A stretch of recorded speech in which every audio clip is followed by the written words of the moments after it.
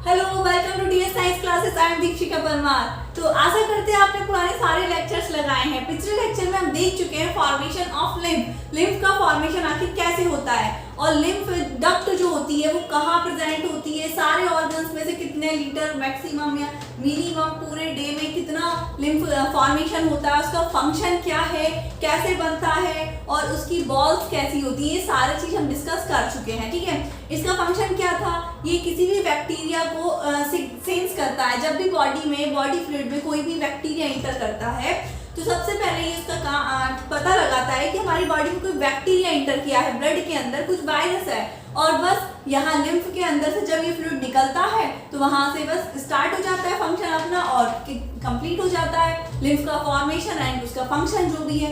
Clear? I hope आपने सारे lectures लगाए, हमने सारे लेक्चर्स क्लियर कर लिए। अगर नहीं किया तो पिछले लेक्चर जरूर लगाइए, क्योंकि पिछले लेक्चर के बिना आपके लेक्चर समझ में नहीं आएंगे। पिछले लेक्चर में हमने बात की थी कि टाइप्स ऑफ सर्कुलेशन की, कि सर्कुलेशन के कितने टाइप्स होते हैं। उसमें हमने देखे थे 3 टाइप्स ऑफ सर्कुलेशन। पहला था हमारा double circulation and single circulation and incomplete circulation. ये 3 टाइप्स के हमने सर्कुलेशन देखे थे। अब किसके अंदर कौन सा सर्कुलेशन प्रेजेंट है ये बात आती है।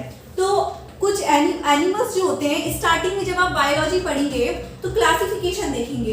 क्लासिफिकेशन में आप क्या देखेंगे कि बहुत से ऐसे एनिमल्स हैं जिसे क्लासेस में डिवाइड किया गया है, वर्गीकृत किया गया है, क्लासिफाइड किया गया है। उन्हें क्यों किया गया है? क्योंकि उनके कुछ कैरेक्टर्स हैं जो सेम मैच करते हैं, सेम मैच करने वाले को एक क्लास में रखा है और अदर को अदर क्लासेस में रखा है। इसके अकॉर्डिंग जो एनिमल्स हैं वो 2 टाइप्स के होते हैं। कितने टाइप्स के होते हैं? एनिमल्स की कैटेगरी की बात करें हम तो कितने टाइप्स के होते हैं? 2 टाइप्स के। एक होते हैं कोऑर्डेटा, एक होते हैं नॉन कोऑर्डेटा। कोऑर्डेटा क्या होते हैं? कोऑर्डेटा ऐसा समझ सकते हैं आप जिसके अंदर वर्टिकल कॉलम प्रेजेंट होती है, मतलब बैकबोन। वर्टिकल कॉलम मतलब बैकबोन समझ सकते हैं, जिससे उसकी पूरी बॉडी को सपोर्ट मिलता है, वो उसको आगे खड़े होने में, चलने में हेल्प करती है। उसे वर्टिकल कॉलम या बैकबोन कहते हैं। जैसे हमारी बैकबोन है ये रीढ़ की हड्डी, उसी को हम वर्टिकल कॉलम कहते हैं। और जिसके अंदर वर्टिकल कॉलम प्रेजेंट होती है उसे हम वर्टिब्रेटा या कोऑर्डेटा कहते हैं। और जिसके अंदर वर्टिकल कॉलम एब्सेंट होती है, मतलब प्रेजेंट नहीं होती, उसे बोलते हैं नॉन कोऑर्डेटा। तो एनिमल्स के बारे में हमने क्या देखा? एक तो होते हैं कोऑर्डेटा और दूसरे क्या होते हैं हमारे नॉन कोऑर्डेटा। कोऑर्डेटा क्या होते हैं? जिसके अंदर वर्टिकल कॉलम प्रेजेंट होती है। और नॉन कोऑर्डेटा किसे कहते हैं? जिसके अंदर वर्टिकल कॉलम प्रेजेंट नहीं होती है। अब कोऑर्डेटा में एक और क्लासेस होती है, मतलब क्लास तो नहीं कह सकते। कोऑर्डेटा के अंदर होते हैं हमारे वर्टिब्रेट्स। क्या होते हैं? वर्टिब्रेट्स। ठीक है, अब वर्टिब्रेट्स क्या होते हैं? वर्टिब्रेट्स जिसमें वर्टिकल कॉलम प्रेजेंट होती है। बात वही हो गई। कोऑर्डेटा कौन है? इसके अंदर वर्टिकल कॉलम है। अब इसलिए इन्हें वर्टिब्रेट्स कह रहे हैं क्योंकि इसके अंदर क्या प्रेजेंट है? Vertical column. क्लियर है? वर्टिकल कॉलम प्रेजेंट है इसलिए हम वर्टिब्रेट्स कह रहे हैं। क्लियर है? इतना समझ में आया?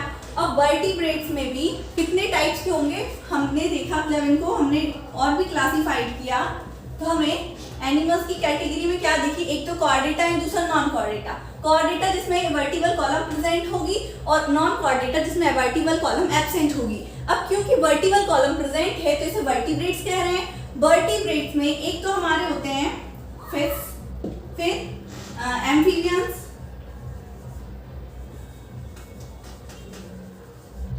फिर रेप्टाइल्स, फिर बर्ड्स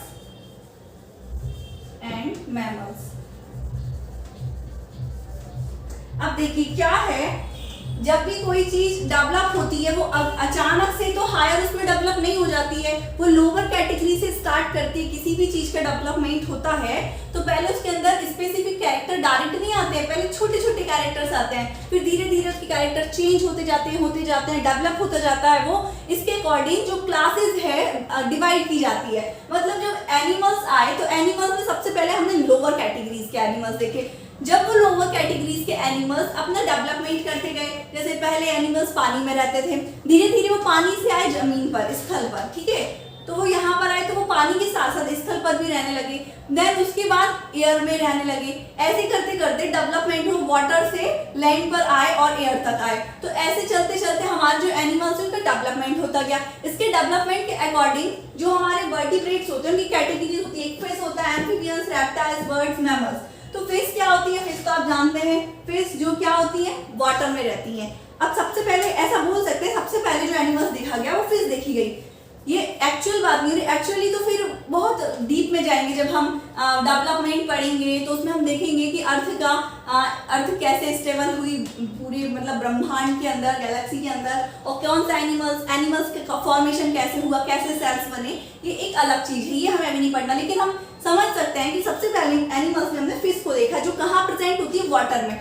एंड जब मान लीजिए वाटर में अभी फिश है, अब उसका मन किया चलो वाटर से थोड़ा सा बाहर की दुनिया को देखती हूँ मैं। अब वो बाहर की दुनिया को देखने के लिए वाटर से बाहर निकली। जब वो बाहर निकली तो उसने देखा रहे बाहर तो बड़ी खूबसूरत दुनिया है, लेकिन वो कुछ देर के लिए रही और फिर वापस पानी में आई, क्योंकि उसका एक्चुअल घर तो पानी में ही है। तो वो कहाँ पर लैंड पर भी आई, लेकिन वो वापस पानी में चले गए। तो जो लैंड पर भी रहते हैं वो पानी में भी है, तो उनको क्या बोलेंगे हम? एम्फीबियंस। ठीक है, अब एम्फीबियंस क्या हो गए, वो लैंड पे आ सकते हैं लेकिन कुछ देर तक के लिए, लेकिन रहना उन्हें पानी के अंदर ही है। लेकिन अब कुछ ऐसे आ गए, जैसे फिश पहले आई तो उसने देखा बाहर की दुनिया बड़ी खूबसूरत, उसे पसंद आई, लेकिन वो वापस अपने घर चली गई।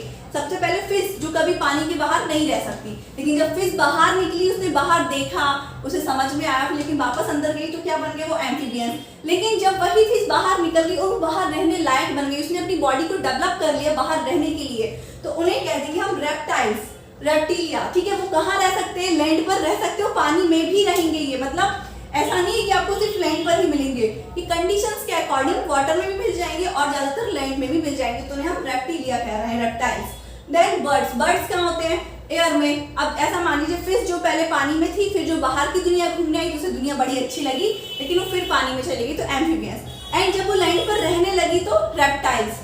एंड बर्ड्स, जब वो लैंड से एयर में उड़ने की कोशिश किया, उसने अपने जो पैर होते हैं उसको पंख में कन्वर्ट किया, फेदर में कन्वर्ट किया, और वो फ्लाइंग करने लगी, उड़ने लगी, तो वो बर्ड्स बन गए। और बर्ड्स से भी ज्यादा हायर क्वालिटी जब डेवलप हुई तो मैमल्स मतलब हम लोग बन गए। क्लियर समझ में आया कि लोअर कैटेगरीज से कैसे हायर कैटेगरीज तक एनिमल्स का डेवलपमेंट हुआ। इसके अकॉर्डिंग हमने जो वर्टिब्रेट्स की कैटेगरी डिफाइन की है, फिश होते हैं, एम्फीबियंस होते हैं, रेप्टाइल्स होते हैं, बर्ड्स होते हैं, मैमल्स होते हैं, ये 5 कैटेगरीज होती हैं। क्लियर समझ में आई? ऐसा अब आप सोचेंगे ऐसा क्या हम फिश से डेवलप हुए हैं, हमारा पहले का फ्यूचर पूर्वज हमारे फिश हैं क्या? हो सकता है, हो क्या सकता है, ऐसा ही है। अचानक से आप नहीं बने हैं, कोई भी मैमल्स या बर्ड्स अचानक से नहीं बने हैं, डेवलपमेंट हुआ है। जैसे आपने आदि मानव को देखा होगा, तो वो कैसे थे? पहले वो 4 पैरों पे चलते थे, जैसे गाय, बैल, जानवर, कुत्ते ये सब चलते हैं, वैसे चलते थे हम लोग 4 पैरों पे। लेकिन जब हमने कोशिश की कि हम 2 पैर पे खड़े होने लायक बने, तो 4 पैर से वो 2 पैर पे खड़े होने की कोशिश की और फिर वो 2 पैर से चलना प्रारंभ किया। तो ऐसे हम 4 पैर से 2 पैर पे चल पा रहे हैं आदि मानव से। अब हम जो होमो हिबिस्कस है वो बहुत ज्यादा डिफरेंस है, लेकिन है तो हमारे पूर्वज ही ना वो। इसी के अकॉर्डिंग हम बोल सकते हैं कि फिश भी हमारे पूर्वज है, हम उसी से हमारा डेवलपमेंट हुआ है। क्लियर? इतना समझ में आया? ये तो बात हो गई हमारी एनिमल्स की। ठीक है, एनिमल किंगडम जब हम पढ़ेंगे तो ये हम सारी चीज अच्छे से डिटेल में पढ़ेंगे, लेकिन अभी हमें अपने टॉपिक से विचलित नहीं होना है। अभी हम देखेंगे हमारा क्या? Circulation, types of circulation. तो देखिए ये आपको समझ में आ गया, अब इजीली आप समझ पाएंगे कि अब जैसे कि फिश है तो फिश के अंदर सर्कुलेशन का कुछ अलग टाइप होगा, मैमल्स के अंदर कुछ अलग होगा, एम्फीबियंस के अंदर कुछ अलग होगा। तो वो अलग कैसे होगा, इसके लिए पहले आपको ये तो जानना चाहिए था ना कि एम्फीबियंस, फिश, मैमल्स, बर्ड्स, इनमें क्या डिफरेंस है। अब आपको ये समझ में आ गया, लोअर से हायर है, मतलब लोअर चीजों में लोअर टाइप का सर्कुलेटरी सिस्टम मिलेगा और हायर वर्टिब्रेट्स में हायर उसका सर्कुलेशन सिस्टम मिलेगा। टाइप्स ऑफ सर्कुलेशन की जब हमने बात की थी, इसकी टाइप्स ऑफ सर्कुलेशन,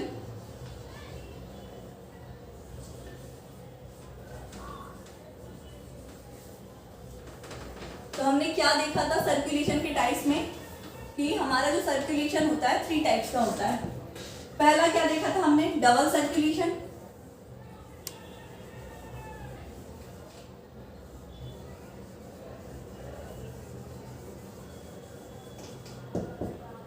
दूसरा हमारा सिंगल सर्कुलेशन,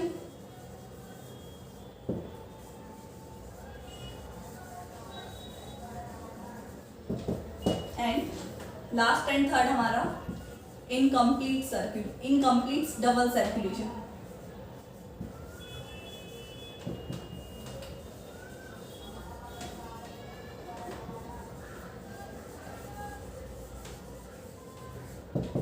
क्लियर। तो हमने टाइप्स ऑफ सर्कुलेशन की बात की कि कितने टाइप के सर्कुलेशन होते हैं। तो एक तो हमारा होता है double circulation, then single circulation and last third हमारा इनकम्प्लीट डबल सर्कुलेशन। अगर आपने सारे लेक्चर्स कंटिन्यूसली लगा रहे हैं तो वो इजीली डबल सर्कुलेशन क्या होता है बहुत अच्छे से समझ में आने वाला है। और अगर नहीं लगा रहे हैं तो भी आएगा, कोई बात नहीं, कोशिश करूंगी मैं आपको पूरा समझ में आए। क्लियर। लेकिन आपको ये है कि बायो है तो आपको कंटिन्यू सारी क्लासेस लगानी, अदरवाइज चीजें समझ में आएंगी लेकिन फॉर एवर के लिए दिमाग पे नहीं बैठ पाएगी। और फॉर एवर के लिए आपको उसे याद रखना है तो आपको पुराने लेक्चर्स लगाने पड़ेंगे। क्लियर। तो इसलिए आप पूरे लेक्चर्स को लगाइए, अटेंड कीजिए, फिर आपको आगे के लेक्चर्स क्लियर समझ में आने वाले हैं। ठीक है। अब हम देखने वाले टाइप्स ऑफ सर्कुलेशन में डबल सर्कुलेशन। डबल सर्कुलेशन क्या होता है, किसके अंदर प्रेजेंट होता है। ठीक है। तो आइए जो डबल देखो हमने क्या बात की अभी एनिमल्स की कैटेगरीज की। जो क्वाड्रेटा होते हैं उसमें वर्टिब्रेट्स में सबसे लोअर होती है फिश, फिर उसके बाद क्या होते हैं एम्फीबियंस, रेप्टाइल्स, बर्ड्स, मैमल्स। तो मैमल्स जो कि सबसे हायर होते हैं। ठीक है। तो जो अब आपको यहीं पर आपको क्लियर कर दिया जाए ताकि आपको बाद में कोई दिक्कत ना आए कि देखिए ये जो डबल सर्कुलेशन होता है वो किस में प्रेजेंट होगा। डबल सर्कुलेशन होगा ह्यूमन में एंड बर्ड्स में। कहीं ना कहीं बर्ड्स एंड ह्यूमंस मिलते जुलते हैं। एंड सिंगल सर्कुलेशन मिलेगा हमें फिश में एंड इनकम्प्लीट सर्कुलेशन हमें किस में मिलेगा रेप्टाइल्स एंड एम्फीबियंस में। क्लियर। इतना समझ में आया। अब ह्यूमन एंड बर्ड्स के अंदर डबल सर्कुलेशन मिलेगा, वो कैसा दिखता है हम ये बात करेंगे। फिर उसके बाद हम बात करेंगे सिंगल सर्कुलेशन जो कि फिश में प्रेजेंट होता है वो कैसा होता है। इनकम्प्लीट डबल सर्कुलेशन जो रेप्टाइल्स एंड एम्फीबियंस में होता है वो कैसा होता है। आइए तो हम सबसे पहले देखते हैं अपना डबल सर्कुलेशन। हेडिंग डालिए डबल सर्कुलेशन। क्या होता है डबल सर्कुलेशन।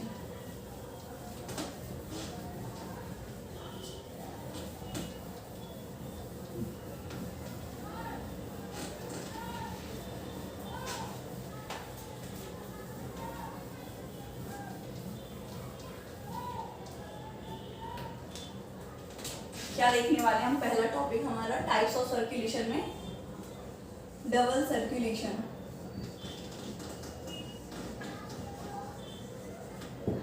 किसके अंदर होता है ये ह्यूमन के अंदर, ह्यूमन के अंदर। क्लियर।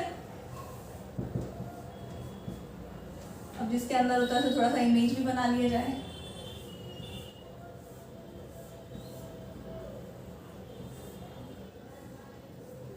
इसके अंदर होगा हमारा डबल सर्कुलेशन। सर्कुलेशन क्या है ये हम स्टार्टिंग में बात कर चुके हैं सर्कुलेटरी सिस्टम की। और अगर आपने पिछले लेक्चर लगाया तो आपको ह्यूमन सर्कुलेशन इजीली समझ में आएगा। ये क्या होती है हमारी सेलोमिक कैविटी होती है और यहाँ से एब्डोमिनल कैविटी बोलते हैं इसे, और इसे थोरैसिक कैविटी, थोरैसिक चैम्बर। यहाँ पर हमारे लंग्स प्रेजेंट होते हैं, यहीं पर हमारा हार्ट प्रेजेंट होता है। तो हमारा सर्कुलेटरी सिस्टम भी कहाँ प्रेजेंट होगा हमारी थोरैसिक कैविटी के अंदर। ठीक है। अब हम बात करें डबल सर्कुलेशन, किसकी बात कर रहे हैं हम डबल सर्कुलेशन की। तो देखिए जो ह्यूमन हार्ट होता है वो कितना होता है 4 चैम्बर्ड हार्ट होता है। कैसा 4 चैम्बर्ड, याद रखना है आपको इसका हार्ट कितने चैम्बर्ड होता है। तो इसका हार्ट जो होता है कैसा होता है 4 चैम्बर्ड। ऊपर वाले को हम क्या बोलते हैं एट्रियम, और नीचे वाले को हम बोलते हैं वेंट्रिकल। इतना समझ में आया आपको। अब क्या होता है यहां से हमारा आता है डीऑक्सीजनेटेड ब्लड। कैसा आता है डीऑक्सीजनेटेड ब्लड, जिसमें क्या प्रेजेंट हो ऑक्सीजन नहीं प्रेजेंट हो, CO2 प्रेजेंट हो, से बोल रहे हैं डीऑक्सीजनेटेड ब्लड। और हार्ट के पास कौन से हार्ट में आता है, कौन से साइड में, राइट साइड में। ह्यूमन बॉडी के अंदर राइट साइड में आता है डीऑक्सीजनेटेड ब्लड और लेफ्ट साइड में आता है ऑक्सीजनेटेड ब्लड। जो मेन हार्ट तक डीऑक्सीजनेटेड ब्लड को लेके आती है उसे हम बोलते हैं vena cava, vena cava, clear, या superior vena cava, inferior vena cava. अब यहाँ पर आ जाता है हमारा डीऑक्सीजनेटेड ब्लड। ये जो आर्ट्रियम होता है इसे बोलते हैं हम राइट आर्ट्रियम और इसे हम बोलते हैं right ventricle. Right atrium push out करता है ब्लड को वेंट्रिकल में, राइट वेंट्रिकल में, और यहाँ से जो ब्लड है निकल के जाता है कहाँ तक, देखिए यहाँ से थोड़ा सा मैं यहाँ पे बना रही हूँ, ध्यान दीजिएगा।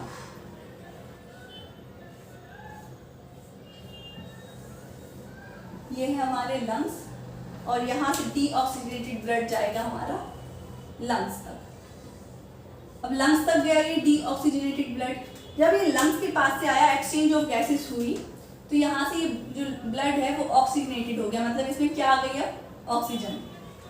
ऑक्सीजन आ गई और ये वापस कहाँ आएगा अब ये, क्योंकि इसके पास प्रेशर कम हो गया है, तो ये आएगा हमारा वापस से हार्ट में, और यहाँ से ये पुश करेगा इसे, और यहाँ से निकलता हो जाएगा बॉडी ऑर्गन्स तक।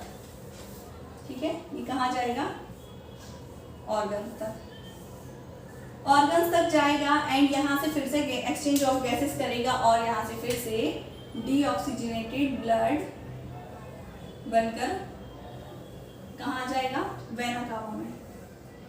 क्लियर, ये बात हम हजारों बार कर चुके हैं। जब से हमने ये चैप्टर स्टार्ट किया गया है, जब से हम ह्यूमन फिजियोलॉजी पढ़ रहे हैं, जब से हम ये वाला डायग्राम कई बार पढ़ चुके हैं। तो अगर आप सारे लेक्चर्स लगा रहे हैं तो आपको इजीली समझ में आया होगा, और फिर भी नहीं आया तो ध्यान दीजिए। जो ह्यूमन हार्ट होता है वो 4 चैम्बर्ड हार्ट होता है। कितना, 4 चैम्बर्ड हार्ट होता है। उसमें राइट साइड में हमारा डीऑक्सीजनेटेड ब्लड आता है एंड लेफ्ट साइड में हमारा ऑक्सीजनेटेड ब्लड आता है। क्लियर। अब जो हमारी वेन, सबसे बड़ी वेन डीऑक्सीजनेटेड ब्लड को लेके आती है राइट हार्ट में, कहाँ पर, आर्ट्रियम में, उसे बोलते हैं वेना कावा। ये लेके आती है डीऑक्सीजनेटेड ब्लड और यहाँ से पंप करता है, डायरेक्ट जाता है लंग्स तक। लंग्स के पास होता है एक्सचेंज ऑफ गैसेस और यहाँ से CO2 जाती है बाहर एनवायरमेंट में और ऑक्सीजन आती है ब्लड में। तो ये ब्लड हो जाता है ऑक्सीजनेटेड ब्लड। ये ऑक्सीजनेटेड ब्लड आता है लेफ्ट हार्ट में, लेफ्ट हार्ट में आता है एट्रियम में, देन यहाँ से पुश आउट होकर वेंट्रिकल में, वेंट्रिकल इसे पुश करता है और बॉडी के और ऑर्गन्स तक भेजता है ऑक्सीजनेटेड ब्लड को। ऑर्गन्स में फिर से एक्सचेंज ऑफ गैसेस और ये डीऑक्सीजनेटेड होकर वापस से राइट हार्ट में, राइट पे पोर हो जाता है। आई होप आपको ये समझ में आया। तो देखिए क्या बोल रहे हैं हम, ब्लड का हार्ट के पास एक बार आकर लंग्स तक जाना और लंग्स से वापस हार्ट तक आना। कितनी बार आ रहा है हार्ट में, 2 बार, मतलब हार्ट से कहाँ जा रहा है, लंग्स में, और लंग्स से वापस हार्ट में आ रहा है। तो ये तो हमारा हो गया एक सर्कुलेशन, और फिर हार्ट से जाएगा ऑर्गन्स तक, ऑर्गन से वापस हार्ट तक, ये हो गया हमारा दूसरा सर्कुलेशन। समझ में आपको, डबल सर्कुलेशन मतलब हार्ट में ब्लड 2 बार इंटर करेगा, एक बार डीऑक्सीजनेटेड होकर फिर एक बार ऑक्सीजनेटेड होकर, मतलब एक बार हार्ट से आएगा लंग्स तक और लंग्स से वापस हार्ट तक, तो ये हो गया एक सर्कुलेशन। फिर हार्ट से ऑर्गन तक, ऑर्गन से वापस हार्ट तक, तो ये हो गया डबल सर्कुलेशन। तो आपको समझ में आया डबल सर्कुलेशन किसे कह रहे हैं। देखिए यहाँ पे क्लियर समझिए, इजी डायग्राम बना के बताते हैं आपको। जो ह्यूमन हार्ट होता है कैसा होता है, 4 चैम्बर हार्ट होता है, 4 चैम्बर हार्ट। ये क्या है, इसके 4 चैम्बर। अब एक बार ब्लड निकल के कहाँ जाता है, लंग्स तक, लंग्स तक जाता है और लंग्स से आता है वापस। तो ये हो गया हमारा एक सर्कुलेशन, हार्ट टू लंग और लंग टू हार्ट, ये हो गया हमारा 1 सर्कुलेशन। और ये फिर ऑक्सीडेटेड हो गया तो ये फिर से हार्ट से आएगा कहाँ तक, ऑर्गन्स तक, और ये वापस फिर ऑर्गन से हार्ट तक, तो फिर heart to organ and organ to heart, तो ये हो गया हमारा डबल सर्कुलेशन। आई होप आपको समझ में आ गया कि डबल सर्कुलेशन किसे कहते हैं।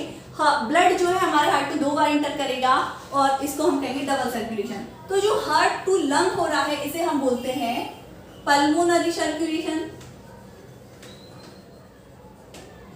Pulmonary circulation.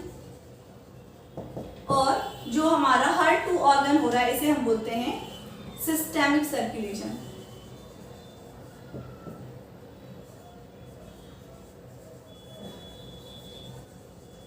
आई होप आपको इतना समझ में आया। डबल सर्कुलेशन क्या होता है, क्या बात की, जब ब्लड हार्ट में 2 बार इंटर करेगा, एक बार heart to lung, lung to वापस हार्ट, तो इसे हम कौन सा बोल रहे हैं, पल्मोनरी सर्कुलेशन, इसे पल्मोनरी सर्कुलेशन।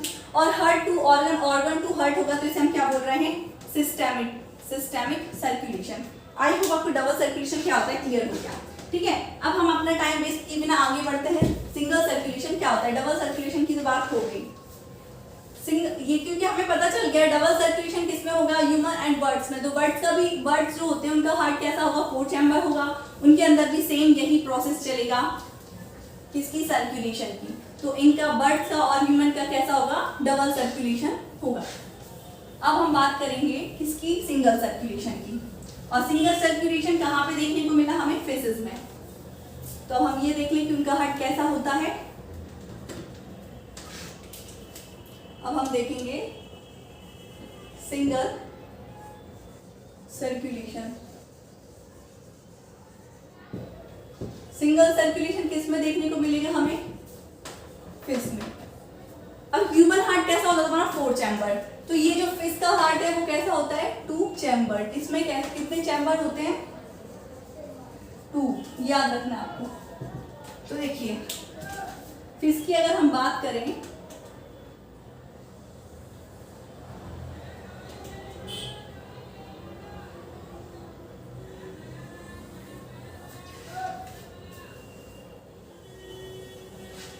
तो फिश का हार्ट कैसा होगा हमारा, 2 चैम्बर। कैसा, यहाँ पर फिश के चैम्बर्स प्रेजेंट होंगे, चैम्बर 1 एंड 2। और यहाँ से हमारा ब्लड, डीऑक्सीजनेटेड ब्लड फ्लो होगा। और इसमें लंग्स नहीं होते हैं, किस पे, फिश में लंग्स नहीं होते हैं, इसलिए इसके पास क्या होते हैं, गिल्स। लंग्स क्यों नहीं होते, लंग्स का काम क्या है, इन्वायरमेंट से ऑक्सीजन को लेना। लेकिन जो फिश होती है वो तो एयर, मतलब लैंड पे रहती नहीं है, तो वो इन्वायरमेंट से कैसे लेगी एयर को, ये वाटर में रहती है, वाटर में घुली हुई ऑक्सीजन को इसको लेना है। तो इसलिए इसके अंदर क्या प्रेजेंट होंगे, इसके अंदर होंगे गिल्स। क्या प्रेजेंट होंगे, गिल्स। गिल्स से ये वाटर में घुली हुई ऑक्सीजन को लेगी और यहाँ से ब्लड को करेगी कैसा, ऑक्सीजनेटेड। और ऑक्सीजनेटेड ब्लड पूरी बॉडी में जाएगा यहाँ से, और ऑर्गन से फिर वापस डीऑक्सीजनेटेड ब्लड में कन्वर्ट होकर वापस आएगा हमारे हार्ट तक। क्लियर। तो ये जो फिश है इसका देखिए, फिश का जो ब्लड है हार्ट से गया गिल्स तक, और गिल्स से, ऑर्गन से होते हुए फिर हार्ट तक।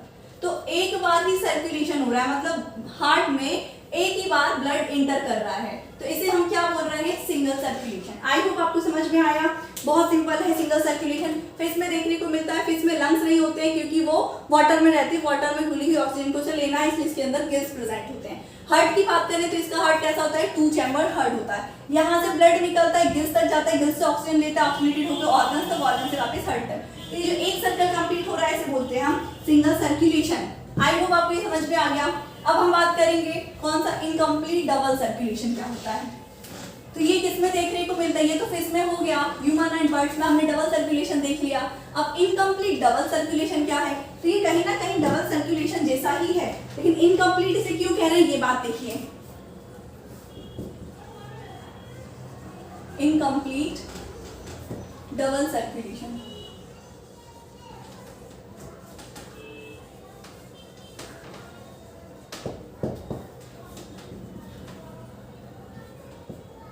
देखिए इनकम्प्लीट डबल सर्कुलेशन किसमें प्रेजेंट होता है, ये बात करें तो इनकम्प्लीट डबल सर्कुलेशन होता है एम्फीबियंस में,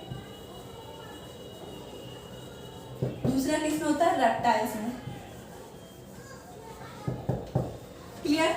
अब जैसे हमने बात करी ह्यूमन हार्ट 4 चैम्बर होता है, फिश का हार्ट 2 चैम्बर होता है। तो इन दोनों का हार्ट कैसा होता है, एम्फीबियन एंड रेप्टाइल्स का होता है 3 चैम्बर। क्लियर। 3 चैम्बर हार्ट होता है। वो 3 चैम्बर कैसे होते हैं, देखिए इसके हार्ट में 2 होते हैं वेंट्रिकल्स। वेंट्रिकल्स तो 2 ही होंगे, किसकी तरह, ह्यूमन हार्ट की तरह। लेकिन जो एट्रियम है, सॉरी एट्रियम 2 होंगे, लेकिन जो वेंट्रिकल है वो एक ही होगा। कैसा होगा, सिंगल। ये है हमारा वेंट्रिकल और ये है हमारे एट्रियम। क्लियर। तो एट्रियम तो 2 होंगे, राइट एंड लेफ्ट एट्रियम, लेकिन वेंट्रिकल एक ही प्रेजेंट होगा। अब यहाँ से ब्लड आएगा कैसा, डीऑक्सीजनेटेड ब्लड। डीऑक्सीजनेटेड ब्लड यहाँ आएगा और यहाँ से इसे पंप करेगा और ये कहाँ तक जाएगा, लंग्स तक। तो मतलब ये जो एम्फीबियंस और रेप्टाइल्स होते हैं इसमें क्या प्रेजेंट होते हैं, लंग्स प्रेजेंट होते हैं। लंग्स तक गया, ठीक है। अब लंग्स से ये ऑक्सीजनेटेड होकर आया कहाँ पर, लेफ्ट एट्रियम में। लेफ्ट एट्रियम ने इसे पुश किया और ये इंटर कर गया वेंट्रिकल में। वेंट्रिकल क्योंकि एक है और यहीं पर डीऑक्सीजनेटेड ब्लड आ रहा है और यहीं पर ऑक्सीजनेटेड ब्लड आ रहा है, तो दोनों ही ब्लड कैसे हो जाएंगे जी, मिक्स। थोड़ा थोड़ा सा जो ऑक्सीजनेटेड ब्लड है उसमें डीऑक्सीजनेटेड ब्लड मिक्स हो जाएगा। अब यहाँ से ये जो डीऑक्सीजनेटेड ब्लड है निकलेगा, ऑर्गन्स तक जाएगा, ठीक है। ऑर्गन्स तक ये पहुंचा और ये यहाँ से फिर से डीऑक्सीजनेटेड हुआ, तो ये कहाँ आ गया वापस से, वेना कावा में। तो देखिए क्या बात हो गई, ये है तो डबल सर्कुलेशन। क्यों, एक बार हार्ट से ब्लड निकल के लंग्स और लंग्स से वापस हार्ट, मतलब ये हार्ट है कितना, 3 चैम्बर हार्ट है। एक बार यहाँ से निकल कर लंग्स तक जा रहा है और लंग्स से निकल के वापस हार्ट तक आ रहा है, तो ये एक सर्कुलेशन हो गया। फिर ये यहाँ से निकल के ऑर्गन्स तक जा रहा है, ऑर्गन से निकल के वापस हार्ट तक आ रहा है, तो ये डबल सर्कुलेशन हो गया। इनकम्प्लीट क्यों, क्योंकि इसमें 2 एट्रियम एंड 1 वेंट्रिकल होता है। एट्रियम 2 होने के कारण यहाँ तो डीऑक्सीजनेटेड ब्लड आएगा, लेकिन एक वेंट्रिकल है उसी में डीऑक्सीजनेटेड ब्लड होगा, और जब ये घूम के आएगा तो यहीं पर ऑक्सीजनेटेड ब्लड होगा, और जब दोनों मिक्स होंगे तो ये थोड़ा थोड़ा डीऑक्सीजनेटेड ब्लड आएगा ऑर्गन्स तक।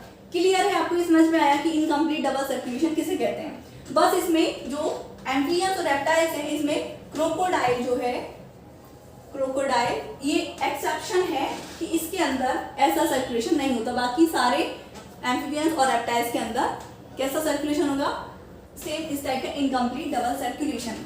आशा करते हैं आपको बहुत अच्छे से ये चीज समझ में आई है। फिर भी कोई डाउट है तो कमेंट सेक्शन में जरूर लिखिए। And thank you so much watching my video. इसी प्रकार हमारे साथ बने रहिए, आगे के लेक्चर हम ऐसे स्टार्ट करेंगे।